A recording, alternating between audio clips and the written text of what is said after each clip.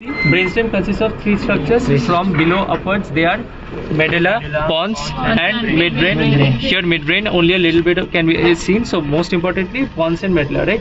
Medulla, two surfaces. This surface is the ventral surface.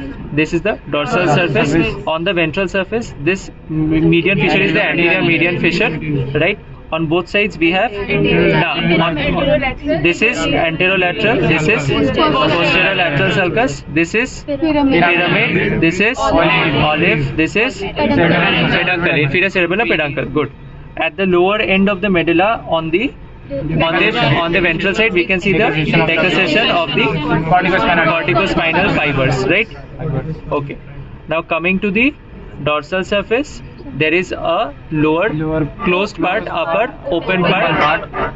Upper open part forms the floor of the fourth ventricle. Lower closed part has fasciculus gracilis and fasciculus cuneatus. Above there are two tubercles which are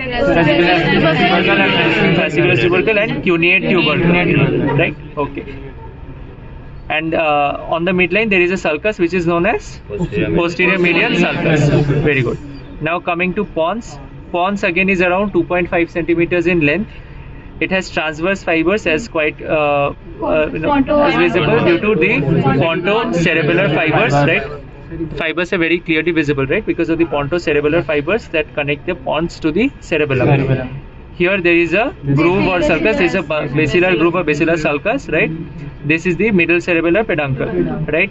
At the pontomedullary junction from medial to lateral, exit of 6, 7, 8 cranial nerves. On the ventral surface, here lies the trigeminal nerve. The exit of the trigeminal nerve on the ventral surface of the pons, which has two roots, motor root and sensory root. Sensory root is lateral, motor is medial. Motor root is thinner, sensory is thicker.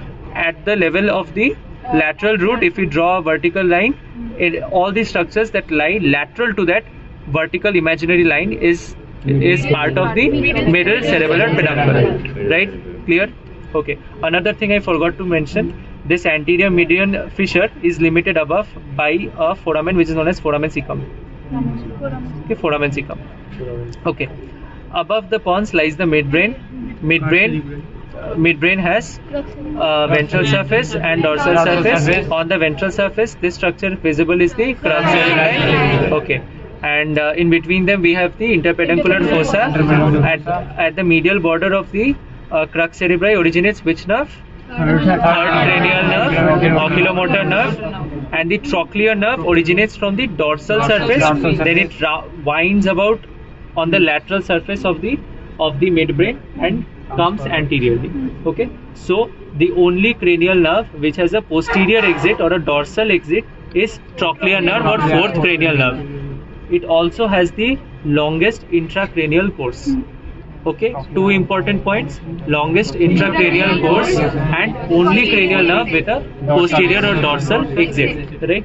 On the posterior or the dorsal surface of the midbrain lies the corpora quadragemina, which consists of two superior colliculus, two inferior colliculus, and in between them there is the cruciform sulcus.